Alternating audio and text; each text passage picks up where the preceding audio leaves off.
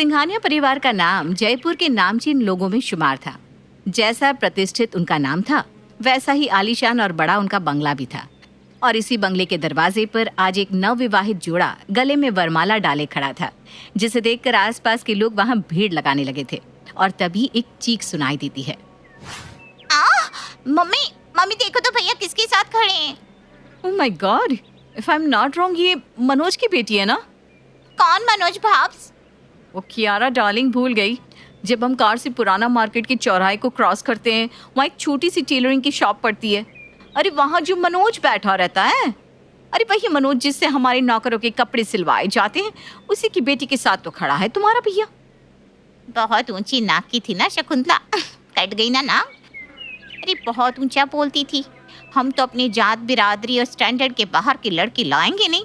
ये छोटे मोटे लोगों को मुंह लगाता ही कौन है? अब बताओ, बेटा अपने नौकरों के हैसियत की लड़की लेकर खड़ा है। वही ना, कितने बड़े रिसोर्ट में रिसेप्शन पार्टी दी थी मैंने अपने बेटे की शादी की।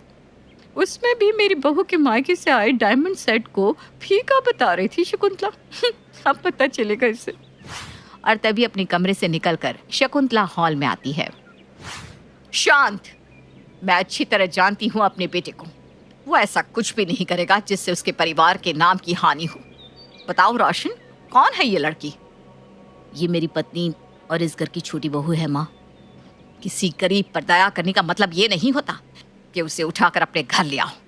चप्पल पैरों में पहनने के लिए बनी होती है बेटा। उसकी किस्मत में यही होता है, कंकड़ों का चुभन सहना। उसकी इस किस्मत पर दया करके उसे सीने से नहीं लगाया जाता। बाहर के लोगों को मौका मत दो सिंघानिया परिवार के प्रतिष्ठा पर आवाज उठाने की। आज तक किसी की औकात नहीं हुई हमारे ऊपर सवाल उठाने की, पर तुम्हारी इस हरकत से कई सवाल उठ सकते हैं हम पर। रिया एक बहुत अच्छी लड़की है मम्मी, प्लीज आप एक बार समझने की कोशिश तो कीजिए। ओ माय माय, ये तो आपकी बात सुनी नहीं रहा मॉम जी। लगता है अभी से ही रिया का पिया रिया का दीवाना हो गया। ओह माय गॉड, मेरी फ्रेंड्स के सामने मेरी बहुत इंसल्ट हो जाएगी। ये क्या किया भैया आपने? दरवाजे पर खड़े रहकर और तमाशा करने की जरूरत नहीं है। बहू को लेकर अपने कमरे में जाओ रोशन। देखा रिया, तुम बेकार में ही घबरा रही थी। सुना तुमने मम्मी ने कैसे तुम्हें बहू कहा? मैं बहुत भाग्यशाली हूँ माँ जी, जो मुझे आप जैसी सास मिली। मैं हमेशा इस घर के रीति रिवाजों के साथ चलने की पूरी कोशिश करूंगी। रोशन रिया का हाथ पकड़े उसे अपने कमरे में ले जाता है। ये क्या किया मॉम जी आपने?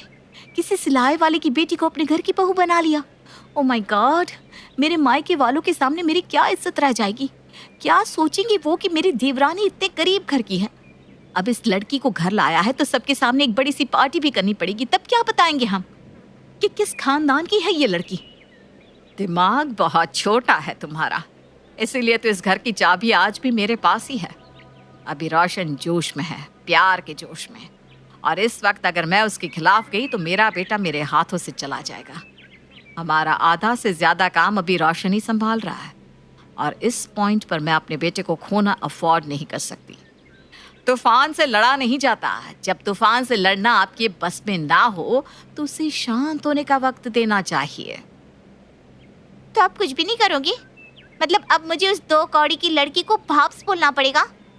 हाँ, पर बस कुछ दिन के लिए, क्योंकि उसके बाद तुम्हारा भैया खुद उसे उसके घर छोड़कर आएगा। आज जितनी खुशी से वो रिया इस घर में आई है, इससे 10 गुना ज्यादा खुशी उस घर को छोड़ते हुए होगी। इतना ज्यादा दुखी झेलना पड़ेगा इस लड़की को इस घर में कि वो यहाँ से जाने की कामना करेगी। इतना दुख दूंगी उसे कि अब वो किसी भी अमीर लड़के को फंसाने से पहले 100 बार सोचेगी। और उसी दिन से रिया का ससुराल उसके लिए वो रणभूमि बन जाता है जिसमें हर रोज लड़ने वाली भी वही होती थी और मरने वाली भी वही। एक अच्छी सास की तरह शकुंतला अपने खानदानी जेवर लेकर अपने छोटे बेटे और बहू के कमरे में जाती है। क्या मैं अंदर आ सकती हूँ? हाँ हाँ माँ जी, ये आप ही का तो घर है। ये लो बहू, ये मेरे कुछ खानदानी जेवर है और ये साड़ी। अड़ोसी पड़ोसी और रिश्तेदारों को बिना आमंत्रित किए तुम दोनों ने शादी तो कर ली, पर आगे के सारे नियम तुम दोनों को मेरे हिसाब से मानने पड़ेंगे। आज शाम को बहू की मुंह दिखाई रखी है मैंने, तो तैयार होकर वक्त से नीचे आ जाना रिया। तुम्हें कोई दिक्कत तो नहीं है ना रोशन? अरे नहीं नहीं मम्मी, जितने प्यार से आप हक जताकर रिया को शाम को तैयार होने को कह रही हैं, मैं होता ही कौन हूँ कुछ कहने वाला। इसका मतलब ये मत समझ लेना कि मैंने तुम दोनों को माफ कर दिया है। अभी तुम्हें खुद को साबित करना होगा रिया कि तुम किस तरह सिंघानिया परिवार के लिए सर्वश्रेष्ठ बहू हो। रोशन के सामने तो शकुंतला रिया को खानदानी जेवरात दे देती है, पर जिस वक्त रिया और रोशन अपने कमरे में नहीं होती, शकुंतला पीछे से जाकर असली जेवरों को नकली जेवर से बदल देती है और इस बात से बेखबर रिया नकली जेवरात पहनकर ही सभी के सामने आ जाती है। अरे जरा पास तो आओ बहू, गहनों का चमक जरा अजीब नहीं लग रहा, मानो नकली हो। नकली और शकुंतला की बहू के गले का हार? ना ना ना, ऐसा कैसे हो सकता है भला? अरे पर हो भी सकता है, अब बहू अपने औकात के हिसाब से ही गहने पहनेगी ना। अरे बहू, ये कैसे गहने पहन कर आ गई तुम? सभी बातें बना रहे हैं। वो गहने कहाँ हैं जो मैंने तुम्हें दिए थे? यही तो वो गहने हैं माँ जी जो आपने मुझे दिए थे, मैं उन्हीं गहनों को पहन कर आई हूँ। ये क्या मजाक कर रही हो बहू? तुम इन 2 कौड़ी के नकली गहनों को मेरे खानदानी जेवर से तोल रही हो? अरे शकुंतला, चिढ़ क्यों रही हो? बहू जिस खानदान से है वहाँ के लोग तो घर की संपत्ति बेच बेच कर ही घर चलाते हैं, इसने भी वही सीखा होगा। तुम्हारे खानदानी गहनों को बेचकर पैसे उठा लिए होंगे तुम्हारी बहू ने। लोगों के ऐसे ताने सुनकर रिया की आंखों में आंसू आ जाते हैं। वो रोती हुई अपने कमरे में चली जाती है। आप तो जानते हैं ना भगवान, मैंने चोरी नहीं की, फिर भी सभी के सामने मैं चोर साबित हो गई और मेरे कारण बेचारी माँ जी की नजरें सभी के सामने झुक गई। पूरा दिन अपने कमरे के कोने में बैठी प्रिया रोती ही जाती है।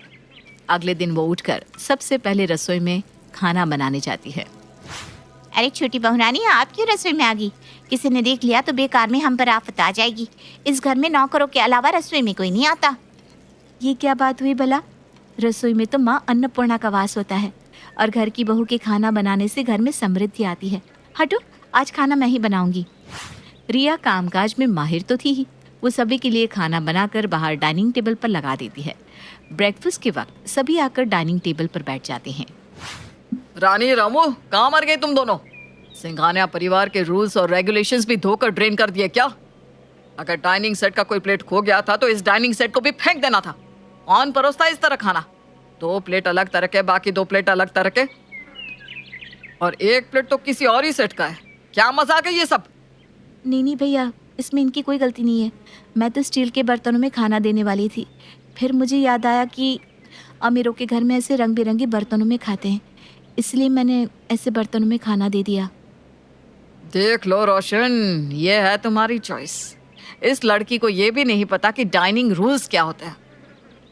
मुझे माफ कर दीजिए भैया। ओ माय माय, जैसे मॉम जी के गहने बेच दिए थे तुमने, वैसे ही कहीं हमारा क्रॉकरी सेट भी बेच नहीं आई ना तुम? उसमें से एक तो चाइना का था जो मेरे भाई ने स्पेशली भिजवाया था। मैंने कुछ भी नहीं बेचा भाभी। माना आपको रिया पसंद नहीं आई, इसका ये मतलब नहीं है कि आप कुछ भी बोलेंगी भाभी। और खाना कैसे बर्तनों में परोसा गया है उससे क्या फर्क पड़ता है भैया? खाने में क्या परोसा गया है वो ज्यादा जरूरी है। और खाना तो मुझे बड़ा मजेदार दिख रहा है, पूरी सब्जी खीर। वाह रिया, क्या बात है। बिल्कुल ठीक कह रहा है रोशन। ये कहकर अपने हाथों से कंगन उतार कर मुंह दिखाए के रूप में शकुंतला रिया के हाथों में रख देती है। अगले दिन प्लान के मुताबिक कियारा अपनी सहेलियों को अपने घर बुलाती है। कियारा की सभी फ्रेंड्स मॉडर्न ड्रेस पहनकर घर के हॉल में बैठी थी कि तभी, चलो फ्रेंड्स, तुम्हें हमारे घर की नई नौकरानी से मिलवाती हूँ। रिया, जरा बाहर आना तो। अपनी ननद की आवाज सुनकर रिया फौरन किचन से बाहर आती है। तुम सब मुझसे पूछ रही थी ना मेरे हैंडसम भैया की लाइफ में आने वाली कौन है वो लकी गर्ल? यही है वो, मेरी न्यू भाभी रिया। ओह माय गॉड, ये है तुम्हारी भाभी? मुझे तो लगा ये तुम्हारी नई मेड है। Look at her sari. आज के ज़माने में कौन पहनता है साड़ी वाड़ी, वो भी ऐसी? मुझे तो लगा था ये किसी डिज़ाइनर ड्रेस में आएगी। Designer dress? इसे तो पता भी नहीं होगा कि डिज़ाइनर ड्रेस होती क्या है। Wait let me try. Riya का हाथ पकड़कर प्रिंसी उसे वॉशिंग मशीन के पास ले जाती है। नाउ टेल मी, ये क्या है? मैं बताती हूँ ये क्या है। ये टाइम मशीन है, इसमें बैठकर हम टाइम से आगे जा सकते हैं। अरे अरे प्रिंसी रुक भी जाना, ये मान भी लेंगी और पता चला ऑन करके इसमें बैठ भी गई। ये वॉशिंग मशीन है भाभी, फुल्ली ऑटोमेटिक। पर आपको कैसे पता होगा, आपका तो पूरा जीवन हाथों से कपड़े धो धोकर गुजारा हुआ होगा ना। तरस नहीं आता तुम्हें जो रोशन की लाइफ बर्बाद कर रही हो? He deserve someone like us. पैसे के लिए उसे फंसाया है ना? लो मैं देती हूँ तुम्हें पैसा और छोड़ दो रोशन को। ये कहकर नैन्सी रिया के मुंह पर नोटों का बंडल फेंकती है। रिया सोच भी नहीं सकती थी कि इससे भी बुरा कुछ उसका इंतजार कर रहा होगा। शाम के वक्त जब हताश हुई रिया अपने कमरे में सो रही थी, गुस्से से रोशन उस कमरे में आता है और उसके चेहरे से कंबल हटाता है। अब सब सही थे, एक गरीब घर की लड़की को कभी महलों में लाना ही नहीं चाहिए था। क्या किया तुमने मम्मी के साथ, हाँ? और क्यों किया रिया, वाई? और तभी व्हीलचेयर पर माया शकुंतला को कमरे में ले आती है, जिसके पूरे शरीर पर पट्टियां बंधी हुई थी। ये सब क्या हुआ माँ जी को? बचाओ बचाओ बेटा, मुझे फिर से ये सीढ़ियों से धक्का दे देगी बेटा, मुझे बहुत डर लग रहा है। एक ही पल में रिया का संसार उजड़ जाता है और मन ही मन मुस्कुराते हुए शकुंतला खुद को शाबाशी देती है, क्योंकि वो जो चाहती थी वही हो रहा था। रोशन खुद धक्के मार कर रिया को अपने घर से निकाल रहा था, पर रिया समझ जाती है कि ये सब उसके ससुराल वालों की साजिश है और वो उसी वक्त कसम लेती है, जिस घर से धक्के मार कर निकाला जा रहा है ना मुझे, उसी घर को खरीदने की हैसियत लेकर लौटूंगी। ये एक दर्जी की बेटी का वादा है आप सबसे। और उसी दिन से रिया, जो कभी कभी अपने पापा की मदद करने दुकान में आ जाया करती, अब पूरी तरह अपने पापा के साथ टेलरिंग का काम सीखने में लग जाती है। वो दिन रात मेहनत करती और रोज नई नई डिजाइन स्केच करती और कुछ नया बनाने की कोशिश करती। तुम इन सारे डिजाइन को ऑनलाइन क्यों नहीं डालती बेटा? सुना है इससे लोग रातों रात फेमस हो जाते हैं। हो सकता है तू ही हमारे घर की लक्ष्मी हो और हमारे दिन बदल जाए बेटा। ठीक है बाबा, मैंने भी बहुत कोशिश की पर मेरे डिज़ाइंस खरीदने वाला कोई नहीं मिल रहा। मैं ऑनलाइन ही वीडियो डालना शुरू कर देती हूँ, शायद कुछ हो जाए। और रिया अब रोज़ अपने डिज़ाइन किए हुए कपड़ों की रील्स बनाकर अपलोड करने लगती है। रोज़ की तरह रिया रील अपलोड करके सो जाती है। सुबह लगातार ही उसके फ़ोन से नोटिफिकेशन की आवाज़ें आती रहती है। किस चीज़ की नोटिफिकेशन आ रहे हैं? रिया जैसे ही फोन उठाकर देखती है तो उसके वीडियो पर 3 मिलियन प्लस लाइक्स थे। पापा उठिए, देखिए हमारी मेहनत आके रंग ले ही आई। अब रिया के डिजाइन्स को बड़ी बड़ी कंपनियां खरीदने लगती है और रिया बन जाती है द डिजाइनर रिया। अब बड़े बड़े सेलिब्रिटीज भी रिया के डिजाइन किए हुए कपड़े की डिमांड करने लगते हैं। शहर के नामी लोगों में रिया का नाम शामिल हो जाता है। जिस तरह रिया के सितारे बुलंदियों में जा रहे थे, उसी का उल्टा सिंघानिया परिवार के साथ हो रहा था। उनकी कंपनी में लगातार लॉस ही लॉस हुआ जा रहा था। ये सब क्या है? ये क्लाइंट भी हाथ से चला गया। न जाने किसकी नजर लगी है हमारी कंपनी को। जब से रिया गई है लगता है सब कुछ चला गया है। फिर एक रोज अपने हाथों में न्यूज़पेपर लिए हुए संतोष भागता हुआ अपनी बेटी के पास आता है। ये देख बेटा, आज अखबार में क्या खबर छपी है।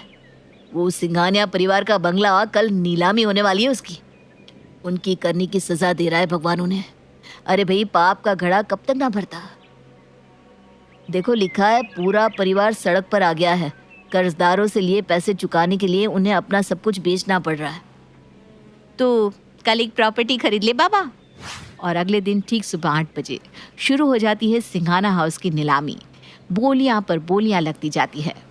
50 लाख, 50 लाख एक, 60 लाख, 80 लाख, 1 करोड़, 1 करोड़ 1, 1 करोड़ 2, 1 करोड़ की तभी एक बोली आती है जो सभी पर भारी पड़ जाती है।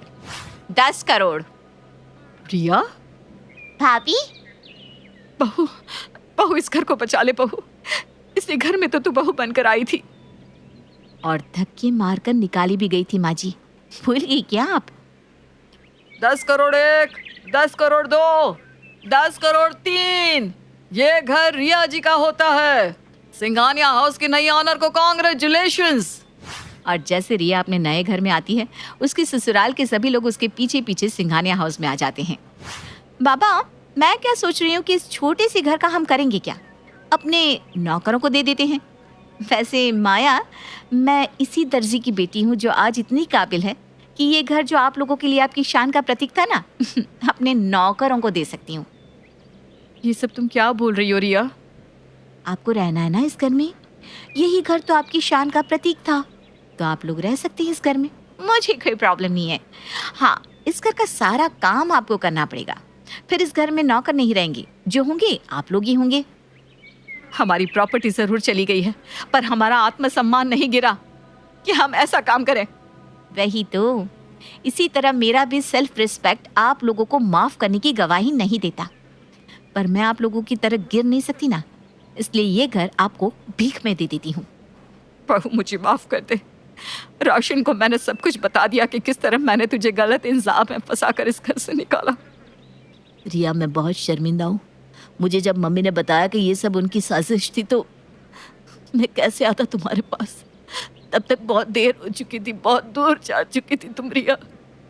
नहीं रोशन, इतनी आसानी से माफी अब रिया नहीं देगी। तुमने मुझ पर विश्वास नहीं किया था। अरे मरने वाले से भी उसकी आखिरी इच्छा पूछी जाती है, पर मुझसे नहीं पूछी गई। अब तुम्हें अपनी रिया को पाना होगा, वो खुद नहीं आएगी। और ये कहकर अपने ससुराल वालों की नज़र में अपनी इज्जत वापस पाकर रिया अपने ससुराल से चली जाती है।